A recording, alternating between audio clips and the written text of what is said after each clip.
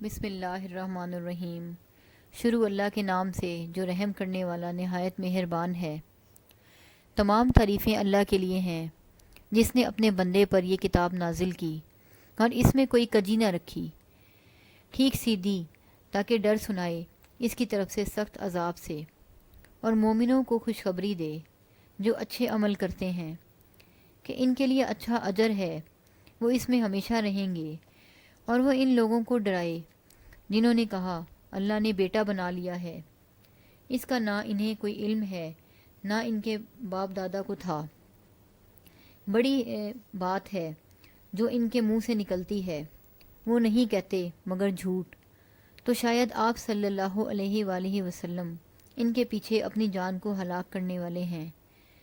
اگر وہ ایمان نہ لائے اس بات پر غم کے مارے جو کچھ زمین میں ہے، بے شک ہم نے اسے اس کے لیے زینت بنایا ہے تاکہ ہم انہیں آزمائیں کہ ان میں سے کون ہے عمل میں بہتر۔ اور جو کچھ اس زمین پر ہے بے شک ہم اسے نابود کر کے صاف بنجر میدان کرنے والے ہیں۔ کیا تم نے گمان کیا کہ کہف غار اور رقیم والے ہماری نشانیوں میں سے عجیب تھے؟ جب ان جوانوں نے غار میں پناہ لی تو انہوں نے کہا اے ہمارے رب، ہمیں اپنی طرف سے رحمت دے اور ہمارے کام میں درستگی مہیا کر۔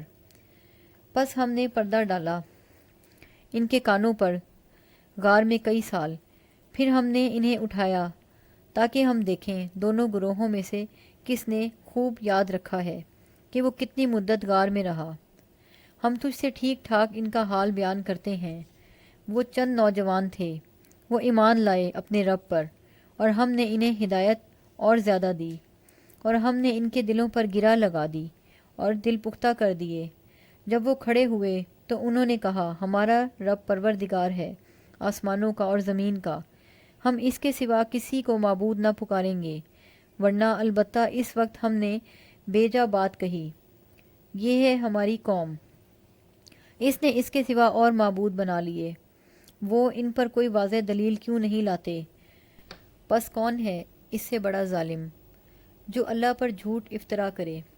اور جب تم نے ان سے اور جن کو وہ اللہ کے سوا پوچھتے ہیں ان سے کنارہ کر لیا ہے تو غار میں پناہ لو، تمہارا رب تمہارے لیے اپنی رحمت پھیلا دے گا اور تمہارے کام میں تمہارے لیے سہولت مہیا کرے گا۔ اور تم دیکھو گے جب دھوپ نکلتی ہے وہ ان کی غار سے دائیں طرف بچ کر جاتی ہے، اور جب وہ ڈھلتی ہے تو ان سے بائیں طرف کو کترا جاتی ہے، اور وہ غار کی کھلی جگہ میں ہے۔ یہ اللہ کی نشانیوں میں سے ہے جسے ہدایت دے۔ اللہ سو وہی ہدایت یافتہ ہے، اور جسے گمراہ کرے تو اس کے لیے ہرگز کوئی رفیق سیدھی راہ دکھانے والا نہ پائے گا۔ اور تو انہیں بیدار سمجھے حالانکہ وہ سوئے ہوئے ہیں، اور ہم انہیں دائیں طرف اور بائیں طرف کروٹ بدلواتے ہیں، اور ان کا کتا دونوں ہاتھ پنجے پھیلائے ہوئے ہے دہلیز پر۔ اگر تو ان پر جھانکتا تو ان سے پیٹھ پھیر کر بھاگتا اور ان سے دہشت میں بھر جاتا۔ اور ہم نے اس طرح انہیں اٹھایا تاکہ وہ آپس میں ایک دوسرے سے سوال کریں۔ ان میں سے ایک کہنے والے نے کہا تم یہاں کتنی دیر رہے؟ انہوں نے کہا ہم رہے ایک دن یا ایک دن کا کچھ حصہ۔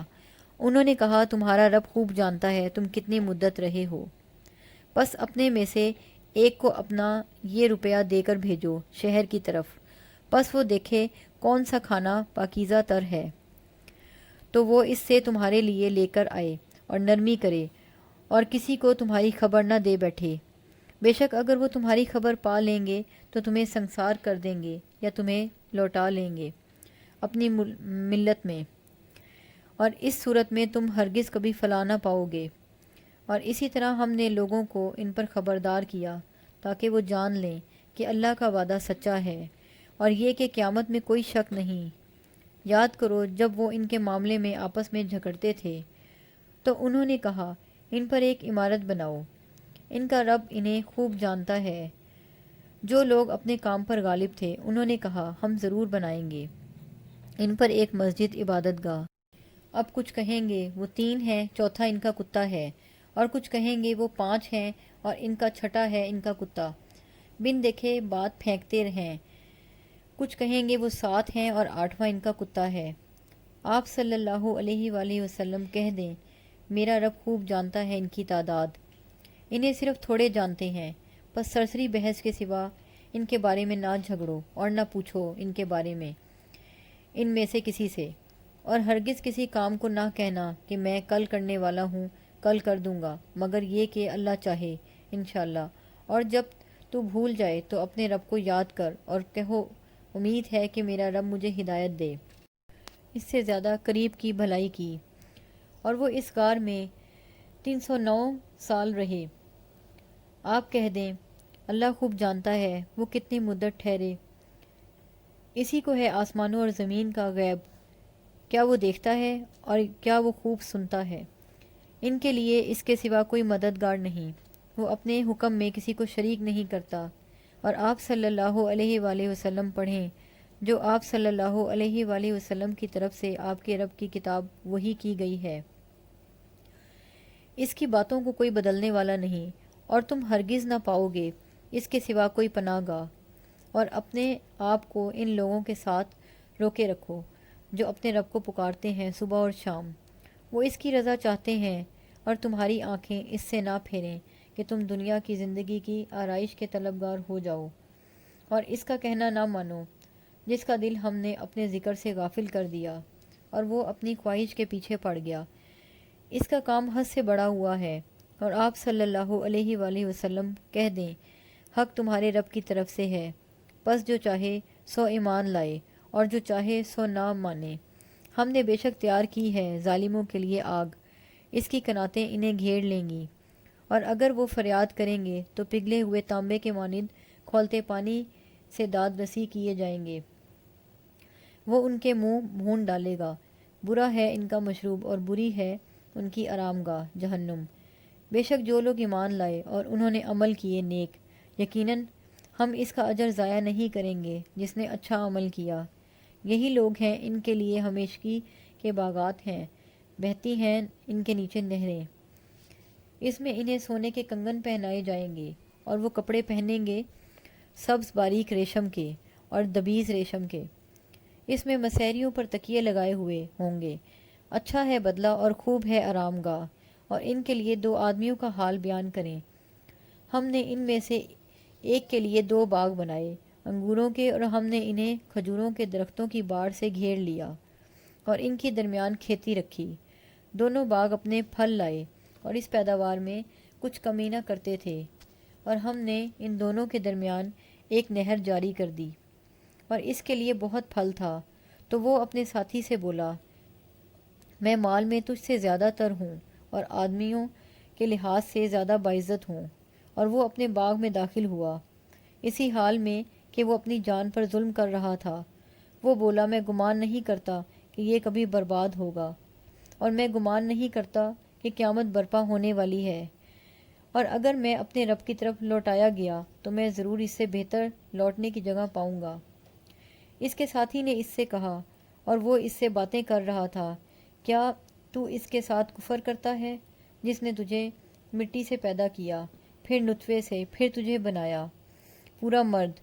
لیکن میں کہتا ہوں وہی اللہ میرا رب ہے، اور میں اپنے رب کے ساتھ کسی کو شریک نہیں کرتا۔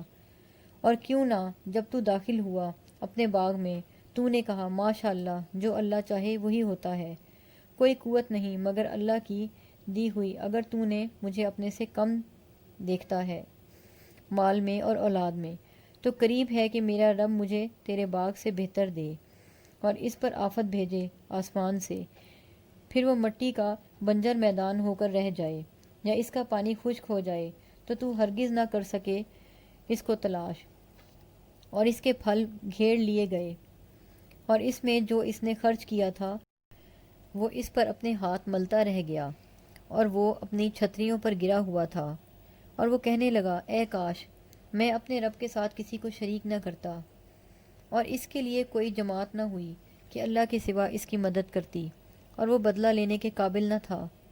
یہاں اختیار اللہ برحق کے لیے ہے، وہی بہتر ہے ثواب دینے میں اور بہتر ہے بدلہ دینے میں۔ اور ان کے لیے بیان کریں دنیا کی مثال، وہ ایسے ہے جیسے ہم نے آسمان سے ایک پانی اتارا، پھر اس کے ذریعے زمین کا سبزہ مل جل گیا، خوب گھنا اگا، پھر وہ چورا چورا ہو گیا کہ اس کو ہوائیں اڑاتی ہیں، اور اللہ ہر شے پر قدرت رکھنے والا ہے۔ مال اور بیٹے دنیا کی زندگی کی زینت ہیں، اور باقی رہنے والی نیکیاں تیرے رب کے نزدیک بہتر ہیں ثواب میں، اور بہتر ہیں آرزو میں۔ اور جس دن ہم پہاڑ چلائیں گے اور تو زمین کو صاف میدان دیکھے گا، اور ہم انہیں جمع کر لیں گے، پھر ہم ان میں سے کسی کو نہ چھوڑیں گے، اور وہ تیرے رب کے سامنے صف بستہ پیش کیے جائیں گے، اور آخر البتہ تم ہمارے سامنے آ گئے جیسے ہم نے تمہیں پہلی بار پیدا کیا تھا، جبکہ تم سمجھتے تھے کہ ہم تمہارے لیے ہرگز کوئی وقت موعود نہ ٹھہرائیں گے۔ اور رکھی جائے گی کتاب جو اس میں لکھا ہوا ہوگا، سو تم مجرموں کو اس سے ڈرتے ہوئے دیکھو گے، اور وہ کہیں گے، ہائے ہماری شامت اعمال، کیسی ہے یہ تحریر! یہ نہیں چھوٹی سی بات اور نہ بڑی بات، مگر اسے قلم بند کیے ہوئے ہے، اور وہ پا لیں گے جو کچھ انہوں نے کیا اپنے سامنے، اور تمہارا رب کسی پر ظلم نہیں کرے گا۔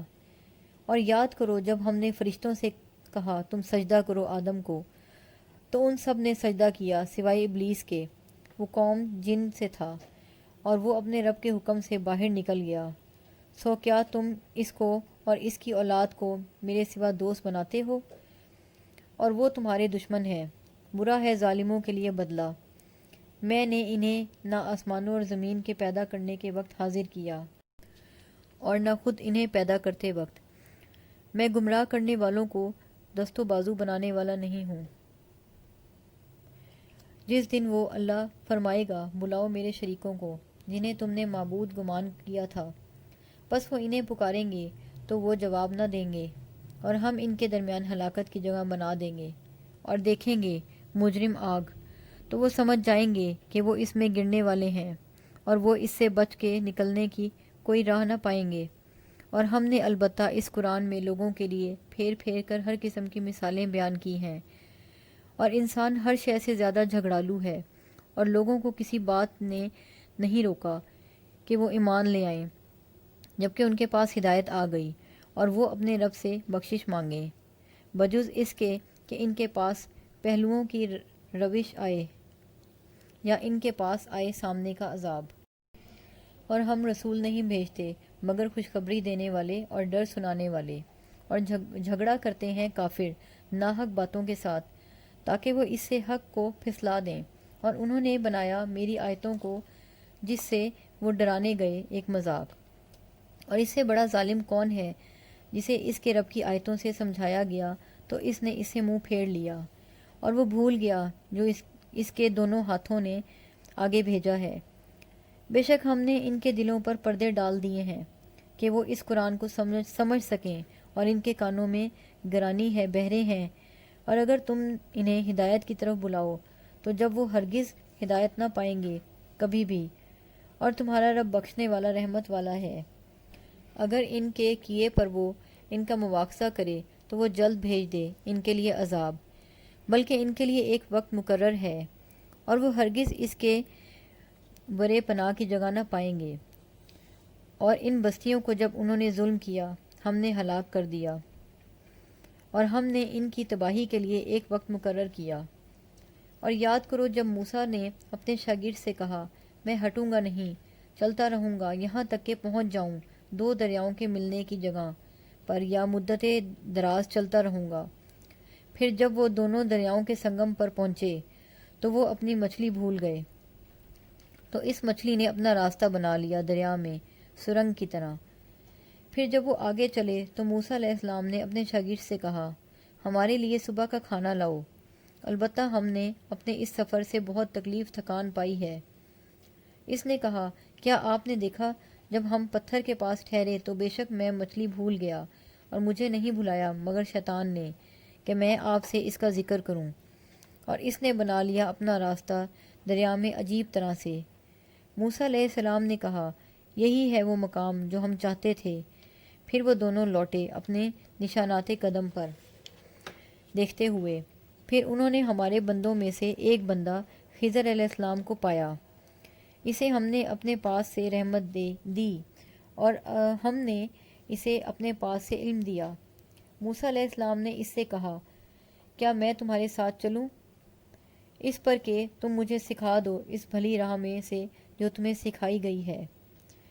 اس خضر علیہ السلام نے کہا بے شک تو میرے ساتھ ہرگز صبر نہ کر سکے گا، اور تو اس پر کیسے صبر کر سکے گا جس کا تو نے واقفیت سے احاطہ نہیں کیا، جسے تو واقف نہیں۔ موسیٰ علیہ السلام نے کہا کہ اگر اللہ نے چاہا تو تم مجھے پاؤ گے صبر کرنے والا، اور میں تمہاری کسی بات کی نافرمانی نہ کروں گا۔ خضر علیہ السلام نے کہا بس اگر تجھے میرے ساتھ چلنا ہے تو مجھ سے نہ پوچھنا کسی چیز سے متعلق، یہاں تک کہ میں خود تجھ سے ذکر نہ کروں۔ پھر وہ دونوں چلے یہاں تک کہ جب وہ دونوں کشتی میں سوار ہوئے، اس خضر علیہ السلام نے اس میں سوراخ کر دیا۔ موسیٰ علیہ السلام نے کہا تم نے اس میں سوراخ کر دیا، کیا اس کے سواروں کو غرق کر دو، البتہ تم نے ایک بھاری خطرے کی بات کی ہے۔ خضر علیہ السلام نے کہا کیا میں نے نہیں کہا تھا کہ تو میرے ساتھ ہرگز صبر نہ کر سکے گا؟ موسیٰ علیہ السلام نے کہا اس پر میرا مواخذہ نہ کریں جو میں بھول گیا، اور میرے معاملے میں مجھ پر مشکل نہ ڈالیں۔ پھر وہ دونوں چلے یہاں تک کہ وہ ایک لڑکے کو ملے تو خضر نے اسے قتل کر دیا۔ موسیٰ علیہ السلام نے کہا کیا تم نے ایک پاک جان کو جان کے بدلے بغیر قتل کر دیا؟ البتہ تم نے ایک ناپسندیدہ کام کیا۔ خضر علیہ السلام نے کہا کیا میں نے تجھ سے نہیں کہا تھا کہ تو میرے ساتھ ہرگز صبر نہ کر سکے گا؟ موسیٰ علیہ السلام نے کہا اگر اس کے بعد میں تم سے کسی چیز سے متعلق پوچھوں تو مجھے اپنے ساتھ نہ رکھنا، البتہ تم میری طرف پہنچ گئے ہو عذر کو۔ پھر وہ دونوں چلے یہاں تک کہ ایک گاؤں والوں کے پاس آئے۔ انہوں نے اس کے باشندوں سے کھانا مانگا تو انہوں نے انکار کر دیا ان کی ضیافت کرنے سے۔ پھر انہوں نے وہاں ایک دیوار دیکھی جو گرا چاہتی تھی تو خضر علیہ السلام نے اسے سیدھا کر دیا۔ موسیٰ علیہ السلام نے کہا اگر تم چاہتے تو اس پر تم اجرت لے لیتے۔ اس نے کہا یہ میرے اور تمہارے درمیان جدائی ہے، اب میں تمہیں بغیر تعبیر حقیقت حال بتا دیتا ہوں جس پر تم صبر نہ کر سکے۔ رہی کشتی سو وہ چند غریب لوگوں کی تھی جو دریا میں کام محنت مزدوری کرتے تھے، اور ان کے آگے ایک بادشاہ تھا جو ہر اچھی چیز کشتی کو زبردستی پکڑ لیتا چھین لیتا تھا۔ سو میں نے چاہا کہ اسے عیب دار کر دوں، اور رہا لڑکا تو اس کے ماں باپ دونوں مومن تھے، سو ہمیں اندیشہ ہوا کہ وہ انہیں سرکشی اور کفر میں نہ پھنسا دے، بس ہم نے ارادہ کیا کہ ان دونوں کو ان کا رب بدلہ دے جو پاکیزگی میں اس سے بہتر اور شفقت میں زیادہ قریب ہو۔ اور رہی دیوار سو وہ تھی شہر کے 2 یتیم بچوں کی، اور اس کے نیچے ان دونوں کے لیے خزانہ تھا، اور ان کا باپ نیک تھا۔ سو تمہارے رب نے چاہا کہ وہ اپنی جوانی کو پہنچیں تو وہ دونوں تمہارے رب کی رحمت سے خزانہ نکالیں، اور یہ میں نے نہیں کیا اپنی مرضی سے، یہ ہے وہ حقیقت جس پر تم صبر نہ کر سکے۔ اور آپ صلی اللہ علیہ وآلہ وسلم سے پوچھتے ہیں ذوالقرنین کی بابت فرما دیں، میں تمہارے سامنے ابھی اس کا کچھ حال پڑھتا بیان کرتا ہوں۔ بے شک ہم نے اس کو زمین میں قدرت دی، اور ہم نے اسے ہر شے کا سامان دیا تھا، سو وہ ایک سامان کے پیچھے پڑا یہاں تک کہ وہ سورج کے غروب ہونے کے مقام پر پہنچا۔ اس نے اسے پایا کہ وہ دلدل کی ندی میں ڈوب رہا ہے، اور اس کے نزدیک اس نے ایک قوم پائی۔ ہم نے کہا اے ذوالقرنین تجھے اختیار ہے، چاہے تو سزا دے، چاہے تو ان کو کوئی بھلائی اختیار کر لے۔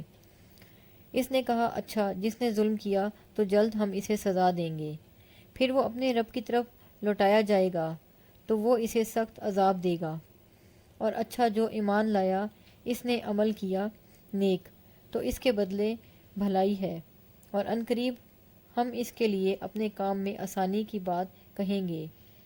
پھر وہ ایک اور سامان کے پیچھے پڑا یہاں تک کہ جب وہ سورج کے طلوع ہونے کے مقام پر پہنچا تو اس کو پایا، دیکھا وہ ایک ایسی قوم پر طلوع کر رہا ہے جن کے لیے ہم نے اس سورج کے آگے نہیں بنایا تھا کوئی پردہ۔